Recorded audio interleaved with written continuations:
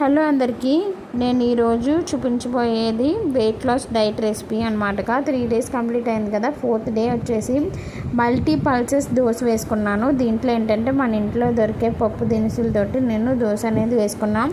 దీంట్లో నేను కందిపప్పు, పెసరపప్పు, మినప్పప్పు, శనగపప్పుతో పాటు కొంచెం రైస్ తీసుకున్నాను దోశ రావడానికి. అండ్ అలాగే కొన్ని మెంతులుతో నేను నైట్ వాష్ చేసి ఒక నైట్ సోక్ చేసి ఎర్లీ మార్నింగ్ ఏం చేశానంటే మళ్ళీ వాటర్తో వాష్ చేశాను.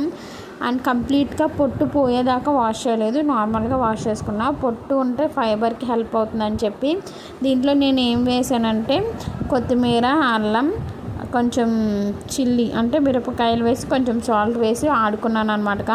నేను చెప్పాను కదా లాస్ట్ వీడియోలో, మనం ఫుడ్లో మ్యాక్రోన్యూట్రియంట్స్, మైక్రోన్యూట్రియంట్స్ ఉండాలి. మనం తీసుకునే ప్రతి ఫుడ్లోని ఈ రెండు ఉండాలి. సో పల్సెస్ అండ్ రైస్లో మనకి మైక్రో కవర్ అవుతాయి. ఇంకా నేను అడిషనల్గా కొత్తిమీర యాడ్ చేశాను, కొరియాండర్, అల్లం, పచ్చిమిర్చి కూడా యాడ్ చేశాను. మనకి ఏంటంటే ప్రోటీన్, ఫైబర్, కార్బోహైడ్రేట్స్ యాడ్ అయినాయి దీంట్లో. అండ్ ఫైబర్ కూడా పప్పులతోటి.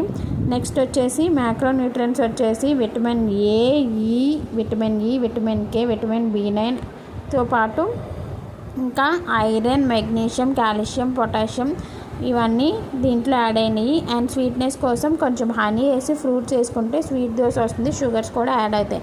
దీంట్లో నేను న్యాచురల్ ఫ్యాట్స్ వచ్చేసి గీతో కాల్చాను అనమాట. గీ వేసుకుని కొంచెం గీతో నేను దోశ అనేది వేసుకున్నాను. అండ్ దీంట్లో మీకు ఎక్కువ ప్రోటీన్ కావాలంటే ఎగ్ కర్రీ కానీ, చికెన్ కర్రీ కానీ, ఫుల్ ఏదన్నా కర్రీ, వెజిటేబుల్స్ కర్రీ తీసుకుంటే కనుక ప్రోటీన్ వస్తుంది. దాంతోపాటు మనకి అండ్ హెల్తీగా వైటమిన్స్ వస్తాయి, మినరల్స్ వస్తుంది. నెక్స్ట్ మైక్రోన్యూట్రియంట్స్ లైక్ ఫైబర్ ఉంటుంది, ప్రోటీన్, కార్బోహైడ్రేట్స్. రైస్ తీసుకున్నాం కాబట్టి కార్బోహైడ్రేట్స్ కూడా కవర్ అవుతుంది.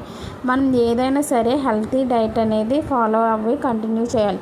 డైట్ అంటే 1 month డైట్ చేసిన తర్వాత వెయిట్ లాస్ అయ్యామని చెప్పి మళ్ళీ ఫుడ్ తింటే మళ్ళీ వెయిట్ గెయిన్ అవుతాం. కాబట్టి డైట్ అనేది మన టమ్మీని హ్యాపీగా ఉంచాలి, మనల్ని లైట్గా ఉంచాలి. మన టమ్మీ హ్యాపీగా ఉండాలి, మన సోల్ హ్యాపీగా ఫీల్ అవ్వాలి.